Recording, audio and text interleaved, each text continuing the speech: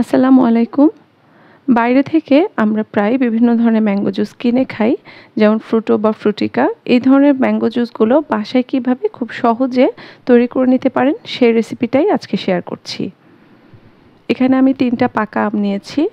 কাঁচা পাকা আম নিতে পারলে ভালো, তবে আমার বাসায় যে আমগুলো ছিল সবই ছিল পাকা, তাই আমি ৩টাই পাকা আম নিয়েছি। এবার আমি এই ৩টা আমকে ছোট টুকরো করে কেটে নিচ্ছি। আমগুলোকে এরকম ছোট টুকরো করে কেটে নিয়েছি। এবার এগুলোকে সেদ্ধ করতে দেব। একটা পাতিলে আমগুলোকে নিয়েছি আর এর মধ্যে দিয়ে দিচ্ছি ২ কাপের মতো পানি। পানি দিয়ে আমগুলোকে আমি ঢেকে দিচ্ছি। এবার এটাকে ১০ মিনিটের মতো সেদ্ধ করে নিব। ১০ মিনিট হয়ে গেছে আর আমগুলো মোটামুটি ভালোভাবেই সেদ্ধ হয়ে গেছে।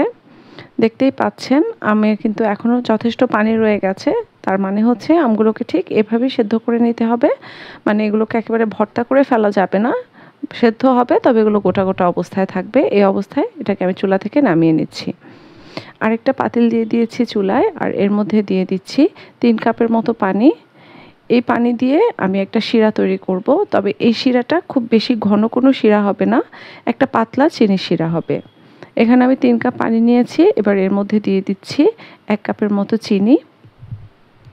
চিনি দিয়ে পানির সাথে চিনিটাকে একটু নেড়ে মিশিয়ে দিচ্ছি। এবার এই পানিটাতে ২-৩ বার বলক উঠে আসলেই আমি চুলাটা বন্ধ করে শিরাটা নামিয়ে নিব। যে আমটা আমি সেদ্ধ করে নিয়েছিলাম সেটাকে ব্লেন্ডারে ব্লেন্ড করে ছেঁকে নিয়েছি। এবার এই পিউরিটা আমি একটা জগে ঢেলে নিচ্ছি। আমের সাথে যে পানিটা ছিল সেই পানি সহই আমি এই পিউরিটা ব্লেন্ড করে নিয়েছি। আর এটা এখন অনেক ঘন অবস্থায় আছে।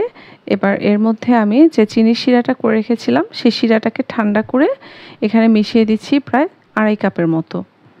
আমের পিউরি আর চিনির শিরা একসাথে ভালোভাবে মিশিয়ে নিচ্ছি। এ পর্যায়ে যদি জুসটা একটু বেশি ঘন মনে হয় সেক্ষেত্রে আপনি এখানে আরও কিছুটা চিনির শিরা অ্যাড করতে পারেন। আমি এর মধ্যে ২ টেবিল চামচের মতো লেবুর রস অ্যাড করছি।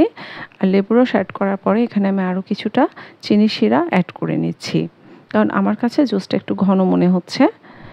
এভাবে আপনাদের কাছে যদি জুসটা ঘন মনে হয় তাহলে কিন্তু একটু একটু করে চিনির শিরা মিশিয়ে এটাকে একটা পারফেক্ট কনসিস্টেন্সিতে নিয়ে আসতে পারেন। আমার কাছে এবার জুসটা একদম পারফেক্ট মনে হচ্ছে। আমার জুসটা রেডি হয়ে গেছে। এবার আমি এটাকে সার্ভ করব। এই জুসটা বাসায় তৈরি করে না খেলে বুঝতে পারবেন না যে আসলে দোকানের ফ্রুটো বা ফ্রুটিকার সাথে এটার কোনোই পার্থক্য নেই। আর আপনারা যারা বাচ্চাদেরকে ম্যাঙ্গো জুস খাওয়াতে পছন্দ করেন তারা বাসায় বানিয়ে বাচ্চাদেরকে খাওয়ালেই বুঝতে পারবেন যে বাচ্চারাও এটার সাথে দোকানের জুসের কোনো পার্থক্যই ধরতে পারবে না। রেসিপিটি ভালো লেগে থাকলে লাইক দিতে ভুলবেন না।